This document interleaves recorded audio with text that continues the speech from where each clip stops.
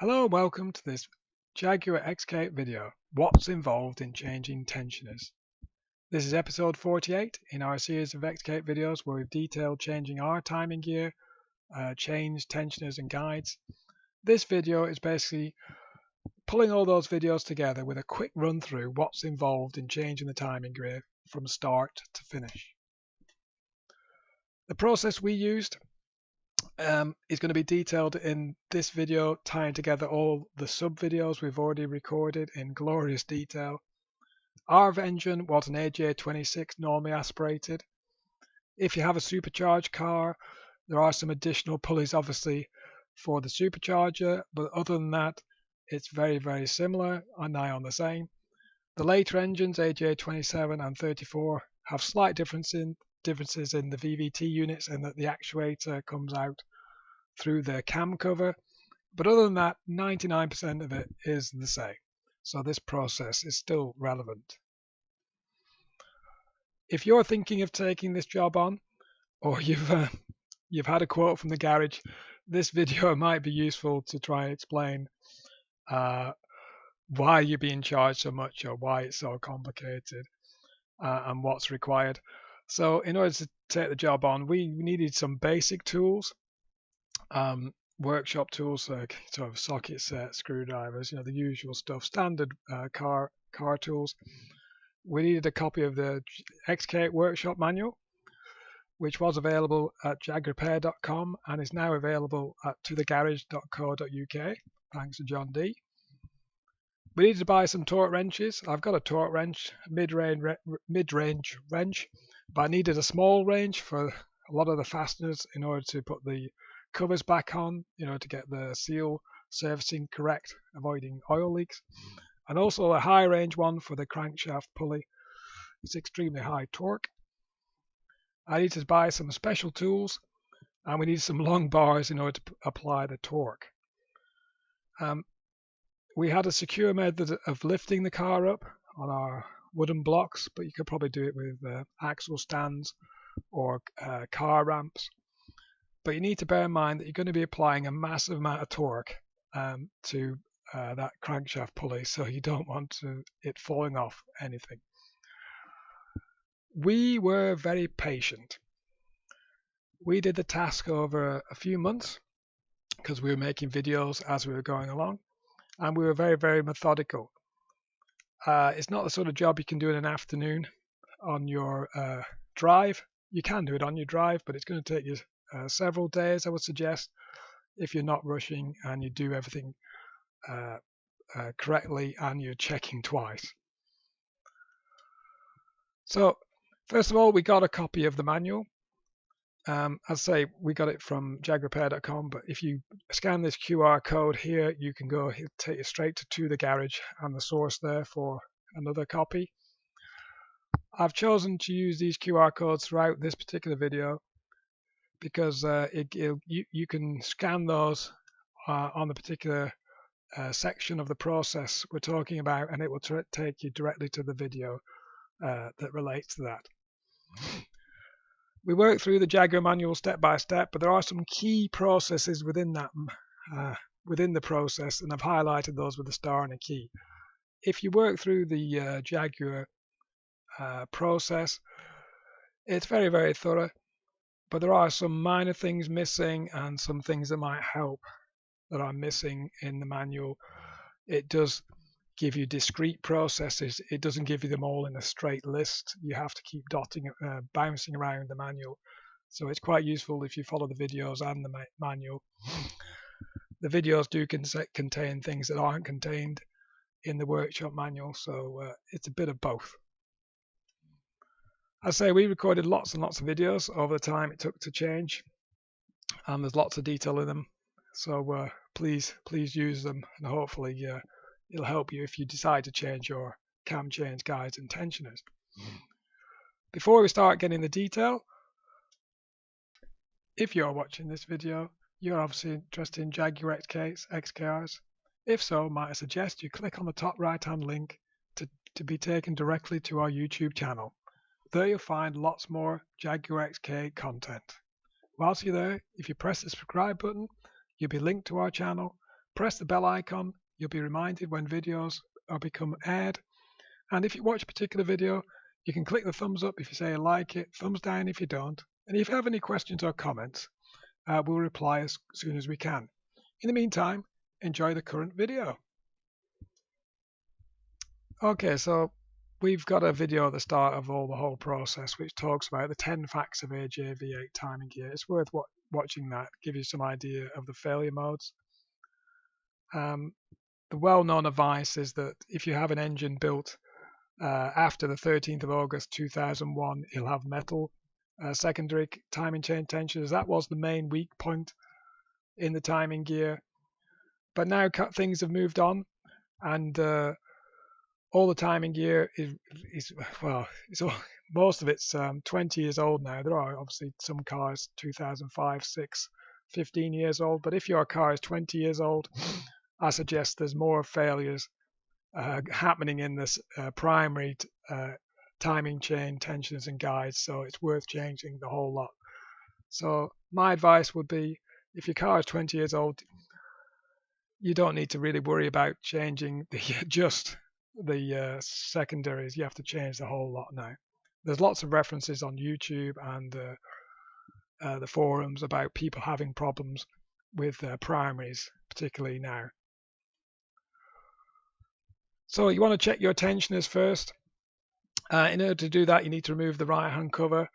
You need to remove the air box, the air intake, and take that cover off. And when you've done that, you need basic tools. You can see there on the left-hand side, nothing majorly complicated. If you don't want to take the whole job on, at least you'll be able to find which type of timing gear you've got. Once you've got the cover off, it'll look something like this. And the timing chain tensioner is this little thing here. That's the secondary one. This is a secondary chain. And if it has a metal body, you're generally okay, as say, or used to be. If that is plastic, then you need to be changing everything. So before you get into actually trying to change it, you need to improve the access to the front. Obviously, all the timing gear is at the front of this AJ-V8, and Jaguar designed the bonnet to hinge from the front.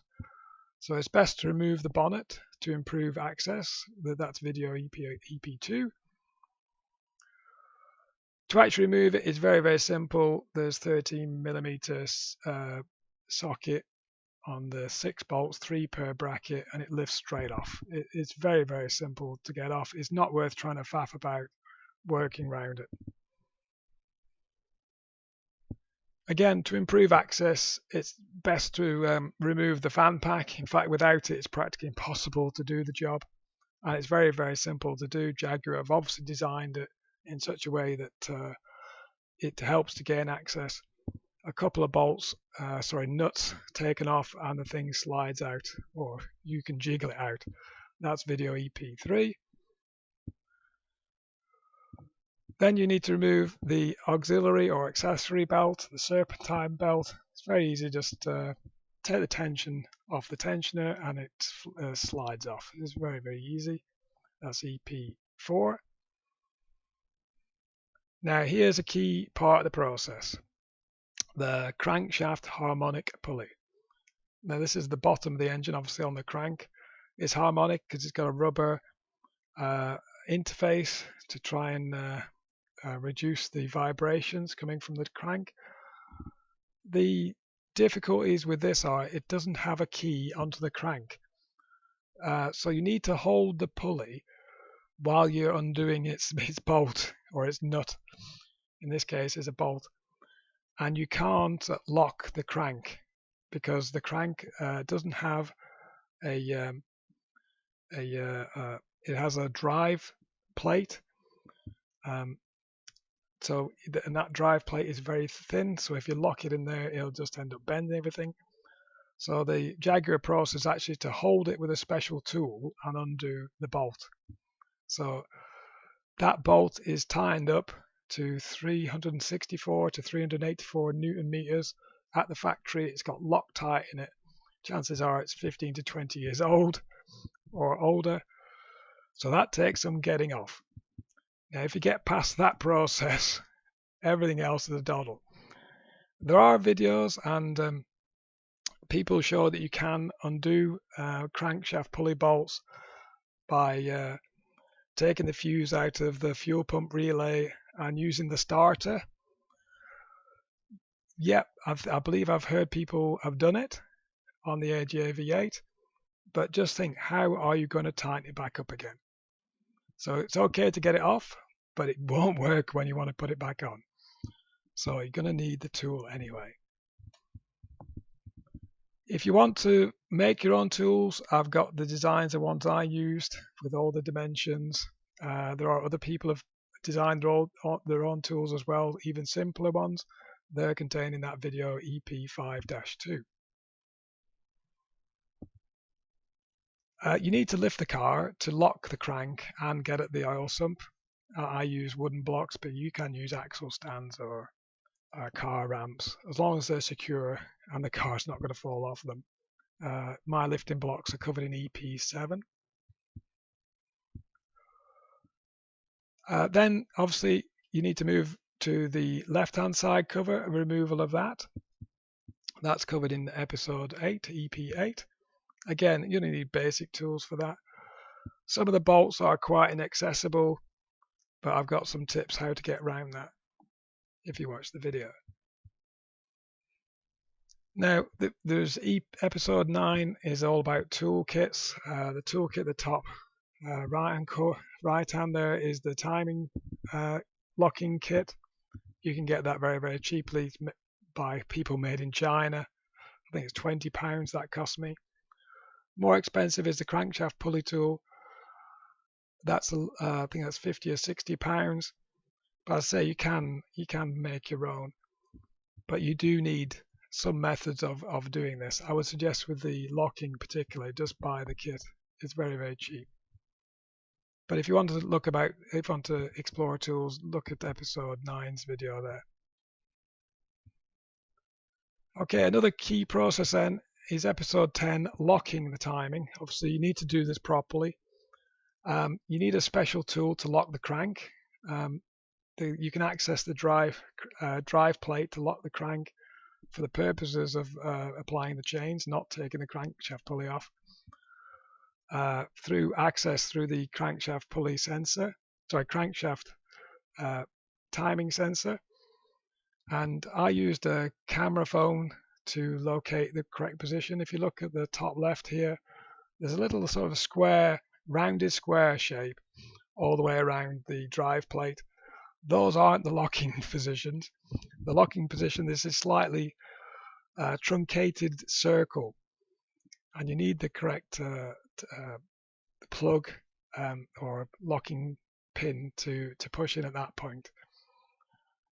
One advice would be if you take the plugs out, it's a lot easier to fine-tune the position of that drive plate and that locking point. But again, it's another key process. If you're not happy to do that, don't take this job on. On the top, you also need to lock the cams. It's very easy to do using the special bar in your locking kit. It's just applied across flats on both cams.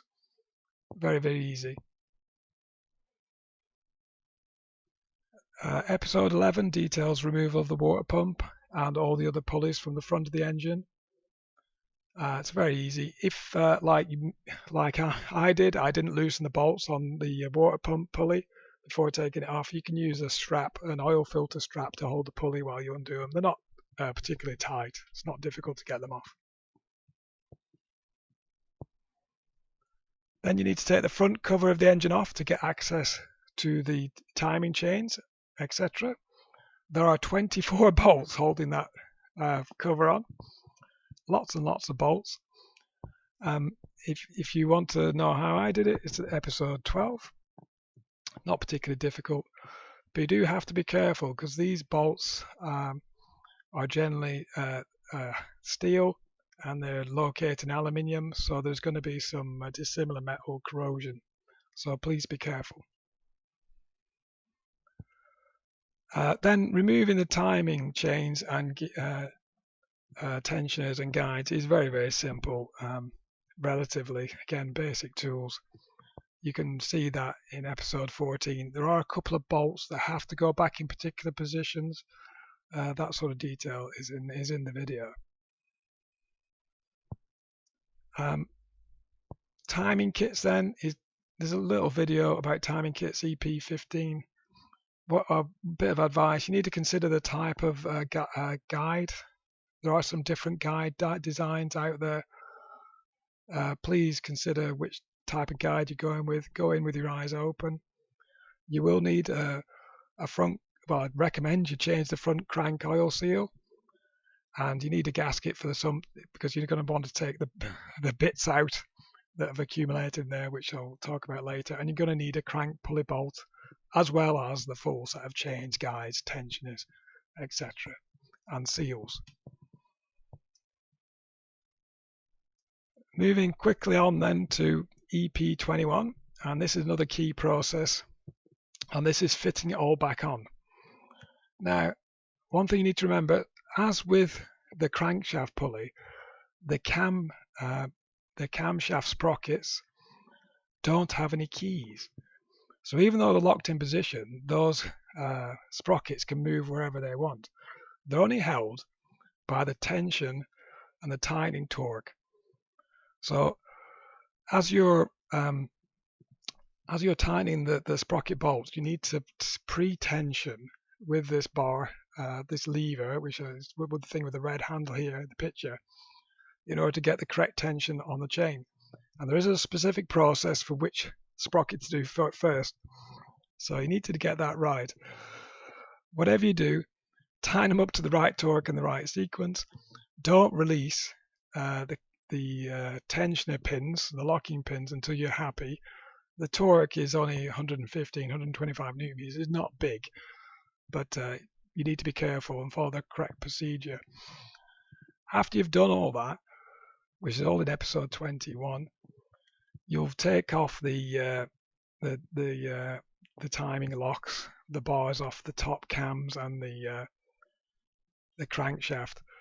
When you take the bars off the top of the cams, one set of the cams will move slightly under the pressures of the valve springs. Don't panic. The tension will go out of the secondary timing chain, and it got me quite paranoid for a while. But it was just logical that after a certain angle, the valve springs take over, and they will push that particular cam slightly out of position.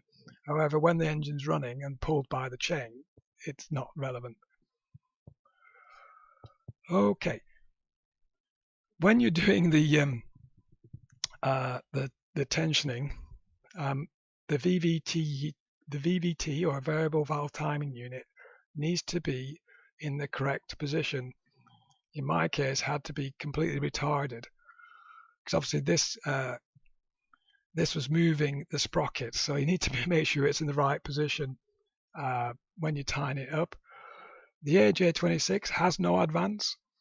However, the AJ-27 and AJ-34s do have advance and retard, but you need to make sure it's fully retarded basically when you tighten it up. So in my case, the VV2 unit had quite a strong spring return.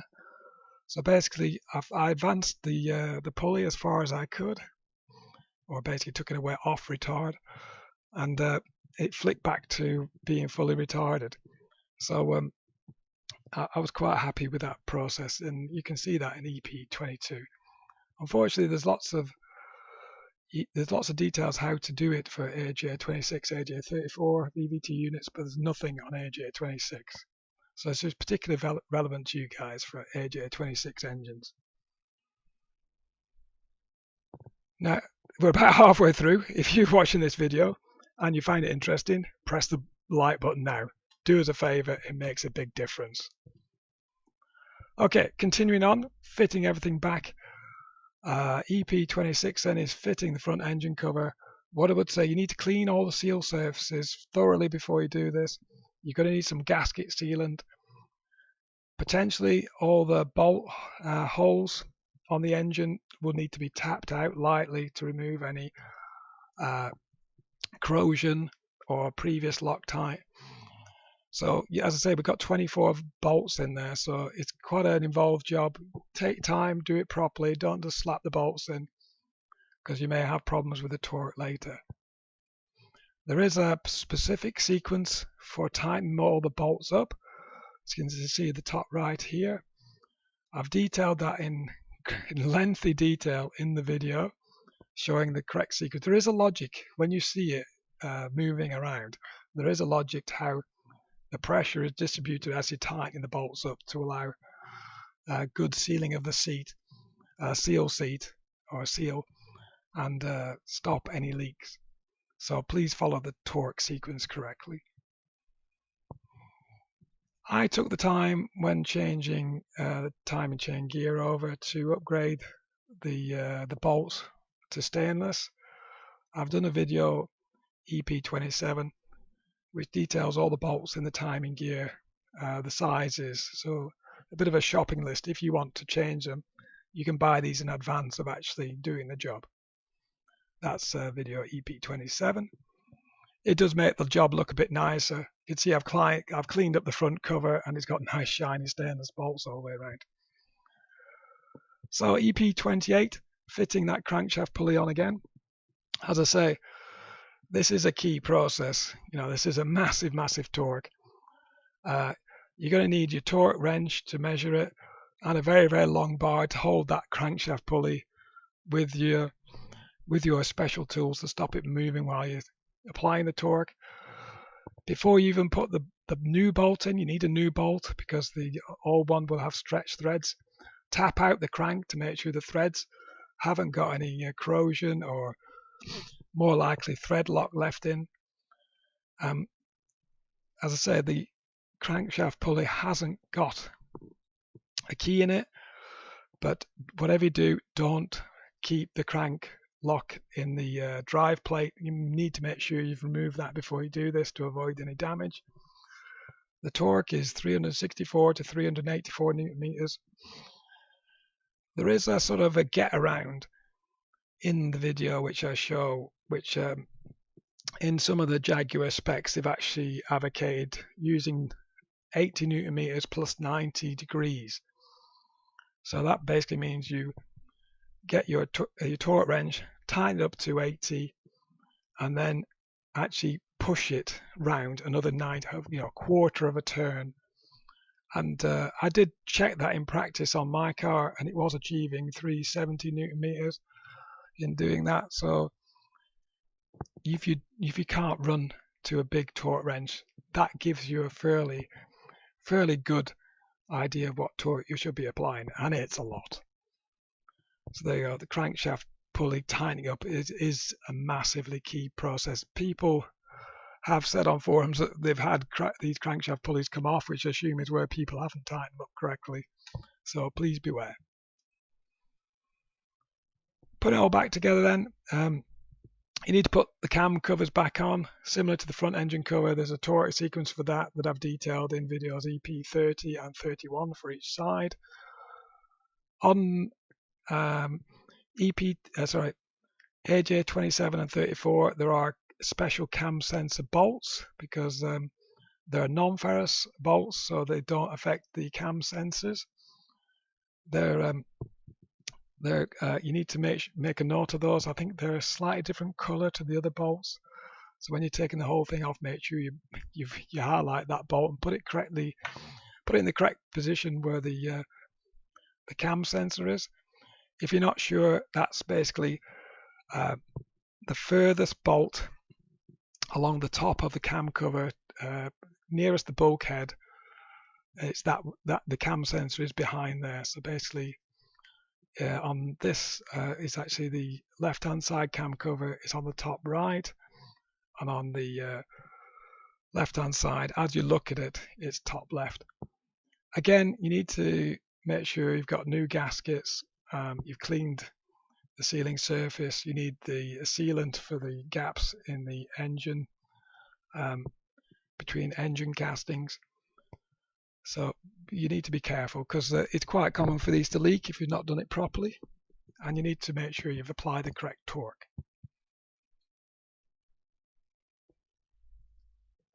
Part of doing this process isn't necessarily changing the water pump and thermostat, but it is quite common practice to do it because it's very open at that point. It's very easy. Not that it's difficult to change the water pump or thermostat on an AJ-V8, but it's a good practice to do this while you're at it. That's covered in episode 32 for the water pump and video 14 for the thermostat. My car was normally aspirated, so it had the old plastic tower. Obviously, if you've got a supercharged car, this is not relevant to you. The manifold and everything is completely different. There are some very inaccessible bolts on the back of that tower. I used the manifold lift method to lift the manifold out of the way, and I replaced the back bolts with cap screws while I was at it, and in that way upgraded the tower to the metal type. It's very, very easy and very, very quick using the manifold lift method. I would recommend doing that rather than trying to make crow feet spanners and all. It takes you forever. Anyway, that's covered in episode 33, video episode 33. Then fitting all the auxiliary or accessory belt and pulleys. It's very easy again.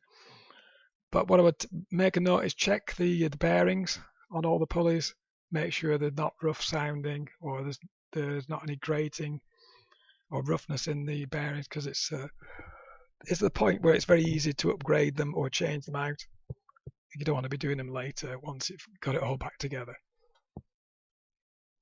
Then you need to fit the fans back in. I took the opportunity to repaint them and just tidy them up like John D had done. That's covered in episode 35. Episode 36 shows how I put the air box back in and changed the air filter while I was at it. So we're basically servicing the car as well. Then we need to refill all the coolant. I use the long life coolant in my car, which I think is relevant to most XK8s. I think some of the early cars did use some other coolant, but most of them have upgraded to the long life, which is spec WSS M97B44/D. The Jaguar coolant refill procedure is in episode 37. This isn't the vacuum method, which is advocated for maybe AJ-34 cars. This method I found was perfectly acceptable and it worked for me. And it's the Jaguar procedure, so EP37. I actually then made a point of changing the oil and filter. That's episode 39. You need approximately 7 litres of oil and 5W30 or better. The reason for changing the oil and filter was actually I wanted to take the sump off. Obviously, I changed the filter first. I didn't fill it up with oil before I took the sump off. But I removed the sump in order to get at the pickup, because what happens is when you have all the bits break up out of your tensioners and guides, they get sucked up into the mesh inside this pickup, a little filter mesh. And if you put your finger in there, as I show here, you can pick out those plastic bits before you put it all together. If you don't, it will restrict the oil flow up to a certain point. Obviously, probably not critically, but it's not ideal. So it's well advised to remove the oil sump. Obviously, you're going to need a new oil sump gasket. And I took the opportunity to change all the bolts as well. Okay, finally, you need to refit and align the bonnet because you've removed that to take it off to get access. There is an easy alignment method. You can actually access the bonnet bolts from underneath the car. If you get underneath the front bumper and you look in between the gap between the bumper and the radiators, you can see the bracket bolts directly from underneath. It's very easy. Thank you for Gary Van Remortel for mentioning that. Those videos are EP34 and EP35. EP44 and EP45. Finally, everything is done. You want to start it up. Ideally, start it up first without the fuel pump fusing in order to get oil through and get all the tensioners powered up. This was my first startup. You can see that episode 37-1, and it worked out great for me. Hopefully it'll work out great for you too if you take it on yourself. So there you go. You've got your eyes are fully open now into what you're going to need and it's involved. If you want to get into the big detail, have a look at the particular videos that interest you, and there's lots more detail in those. So just to summarize, you're going to need some basic workshop tools for working on cars. You need the XK8 workshop manual. You need some torque wrenches, small and big, or very, very small and very, very big. You're going to need your special tools, particularly for locking cams and crank, and some long bars and tools for getting that crankshaft pulley off. Again, a secure method of lifting the car up in the air. And as I say, I think you might get the gist why you need to be patient and methodical, hopefully, as you've gone through the process with me now. So there you go. Thank you very much for watching. Hopefully you find that useful if you're considering changing your cam change tensions guides on your AJ-V8, or you've got the big bill from the garage and you wonder what those guys have been doing. If you've enjoyed it, again, please press that big thumbs up. Really appreciate it. And please like, share, comment, and subscribe if you'd like to see more XK8 videos.